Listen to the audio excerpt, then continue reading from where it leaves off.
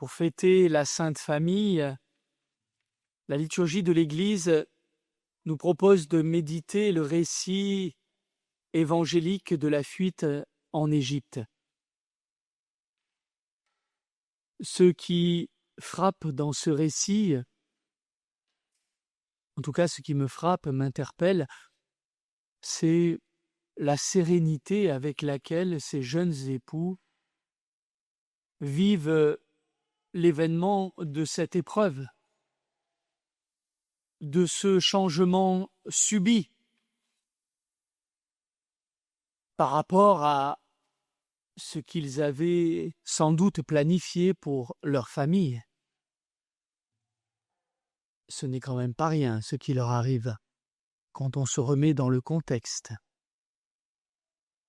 Abandonner ses proches, son entreprise, son gagne-pain, comme on dirait aujourd'hui, partir un petit peu comme des sans domicile fixe, sous la menace de la police d'État et des envahisseurs romains, pour s'exiler, émigrer dans un pays étranger dont on ne parle pas la langue, y reconstruire un écrin pour sa famille, un lieu de travail, y travailler, apprendre la langue, etc., etc., etc.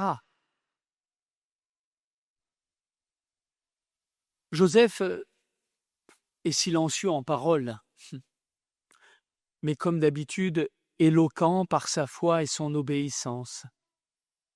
Et il se présente dans cet évangile comme un instrument docile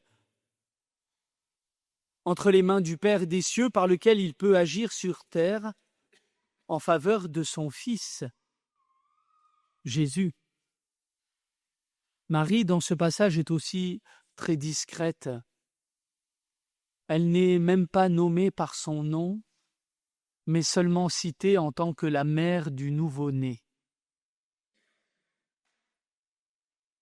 Elle n'est mentionnée que par rapport à sa mission d'enfanter le Fils de Dieu.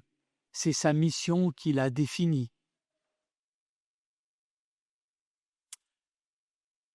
Elle ne dit rien. Elle ne demande même aucune explication à son époux, à Joseph. Quant à cette décision, il n'est pas dit que l'ange a parlé à Marie pour l'avertir de ce qui se passait. Il parle à Joseph. C'est Joseph qui prend les décisions. Marie obéit elle-même à Joseph. Elle lui fait confiance, comme Joseph fait confiance en Dieu, à Dieu. Pas d'explication, mais pourquoi tu décides ça? Qu'est-ce qui se passe, etc. Enfin, on imagine ce qui pourrait éventuellement se produire dans un couple. Pas du tout. Elle fait confiance.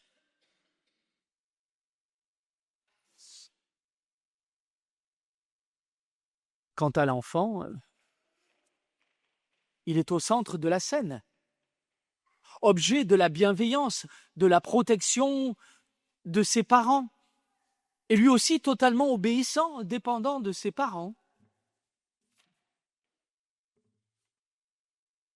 Mais tout est paisible, tout est vécu dans l'obéissance au dessein de Dieu. Quand on est ajusté au dessein de Dieu dans nos vies, malgré toutes les épreuves, tous les événements qui pourraient et qui concrètement peuvent nous bousculer, intérieurement, on garde la paix. On garde le cap. Ça bouge, ça s'agite, ça fait du bruit autour. Mais intérieurement, on garde la paix. Quand on est ajusté dans l'obéissance au dessein de Dieu, tout se passe paisiblement, intérieurement. Et puis l'attention se focalise sur Joseph, qui en tant que père porte la responsabilité de cette famille, le responsable au sens étymologique du terme, celui qui doit pouvoir répondre de sa famille, de ce qu'il fait pour sa famille, ce qui suppose, s'il doit répondre, c'est qu'il a écouté, ce qui est le cas. La première qualité de Joseph, mise en avant ici en tant que père, c'est de savoir être disponible pour écouter le Père, des cieux, même dans la nuit et dans l'épreuve. Joseph nous enseigne que la parole d'un père centrale dans son ministère, pour être vraie et accueillie avec confiance, doit venir d'au-delà de lui-même, de celui, le seul qui est père et dont il se sait vicaire. Et cette parole, il la transmet avec fidélité, calme et paix. Il l'exécute avec docilité. Pas d'hésitation, pas de tergiversation, pas de délai entre l'ordre du ciel et la mise en œuvre. En pleine nuit, Joseph selle son âne, fait monter Marie avec Jésus, endormi dans ses bras, et comme Abraham, dans l'obéissance de la foi, il se met en route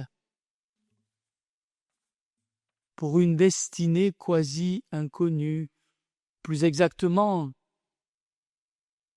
quasi inconnue ici-bas, mais spirituellement sa boussole est orientée dans le sens du dessein du salut de Dieu. Peu lui importe les certitudes humaines. Ce qui compte pour lui, c'est d'être abandonné dans la foi au dessein d'amour de Dieu. À travers Saint Joseph nous est alors révélé un deuxième aspect fondamental de la paternité. Tout père est un serviteur. Nous le voyons ce matin avec les retraitants. Serviteur d'abord d'un projet qui le dépasse et sur lequel est entièrement finalisé son ministère d'autorité, de croissance.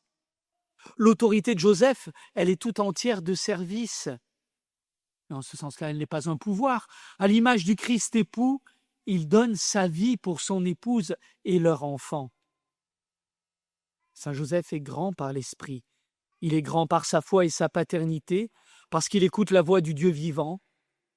Il écoute pleinement dans le silence, et son cœur est toujours prêt à accueillir la vérité que contient la parole du Dieu vivant sur lui, sur sa famille, sur son épouse et sur son fils.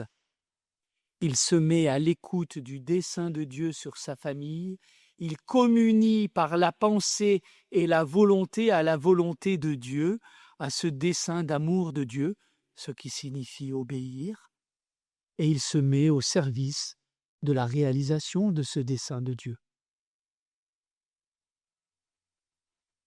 Cela exige des passages, des Pâques, Pessar, passé en hébreu. C'est ici que la géographie évoquée par Matthieu dans notre passage peut se révéler intéressante. Les exégètes font ressortir que les termes utilisés renvoient à la vie de Moïse et à l'Exode. Certes, ce procédé littéraire suggère avant tout l'Exode que Jésus accomplira en sa personne, lui le nouveau Moïse, qui fera sortir son peuple de la terre d'esclavage du péché.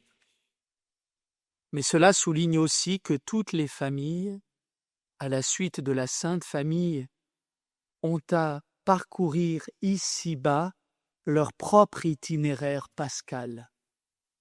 Or, toute Pâque exige de mourir pour ressusciter, mourir à ses projets tout humains pour entrer dans les projets de Dieu, consentir à des ruptures à travers lesquelles pourra surgir la vie nouvelle de l'Esprit Saint.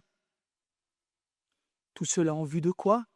Permettre à chacun, et particulièrement aux enfants, d'accéder à leur identité, d'accéder à la promesse de Dieu sur eux, de faire de chacun d'eux leur fils et leur fille bien-aimés. D'Égypte, j'ai appelé mon fils.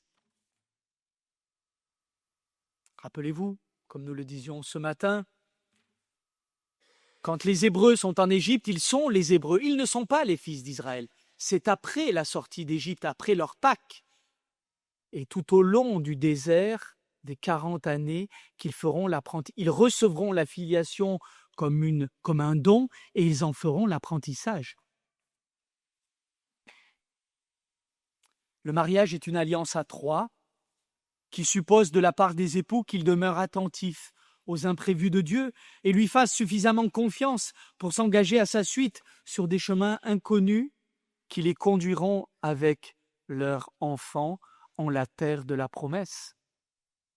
Et tout cela commence dans le quotidien de façon très concrète. La seconde lecture résonne en ce sens comme un itinéraire de dépossession de soi au quotidien, de soumission réciproque et de service réciproque. Dépossession qui n'est autre que celle du mystère pascal vécu au quotidien dans une famille. Saint Paul commençait par son exhortation par ces mots: « Frères, puisque vous avez été choisis par Dieu, l'initiative, ne l'oublions jamais, vient de Dieu, que vous êtes ses fidèles et ses bien-aimés, c'est-à-dire que vous avez répondu « Me voici » à son appel, et que vous vous êtes mis en route sur le chemin de la foi, comme Marie et Joseph, alors de là suivent toutes les prescriptions que nous avons entendues. De l'invitation à la douceur, à la tendresse, à l'obéissance réciproque, en passant par la longue patience qui supporte tout et la miséricorde qui pardonne tout. La force de la Sainte Famille, c'est sa fidélité à une mission qui la dépasse dans un parfait abandon à l'Esprit Saint. Le message qui provient de la Sainte Famille est avant tout un message de foi. Dans la vie familiale de Marie et Joseph, Dieu est vraiment au centre, il l'est en la personne de Jésus. Voilà pourquoi la famille de Nazareth est sainte, parce qu'elle est centrée sur Jésus. Quand les parents et les enfants respirent ensemble ce climat de foi, ils possèdent une énergie qui leur permet d'affronter les épreuves même difficiles, comme leur montre l'expérience de la Sainte Famille lors de cet événement dramatique de la fuite et du retour d'Égypte. Alors, chers amis, mettons au centre, dans nos familles, dans nos communautés et dans l'Église tout entière, la famille de Dieu, le Christ, Jésus. Laissons-lui prendre toute sa place. Toute sa place. Apprenons, de la Sainte Famille, à n'exister qu'en référence à lui. Recevons dans nos familles, dans nos communautés, le dessein de Dieu qui dépassera toujours nos vues humaines que nous avons sur nos familles, sur nos communautés et même sur l'Église. S'il y en avait quelques-uns qui pourraient avoir des idées sur ce que l'Église doit être. Le dessein de Dieu dépassera toujours les vues humaines. Et l'enjeu pour nous est de nous déposséder de nos propres vues pour entrer et consentir aux vues de Dieu. Alors, quelles que soient les épreuves de nos vies, qui ne manqueront pas de se présenter, nous demeurerons dans la paix, la joie et la sérénité, avec le Christ au cœur de notre vie. Amen.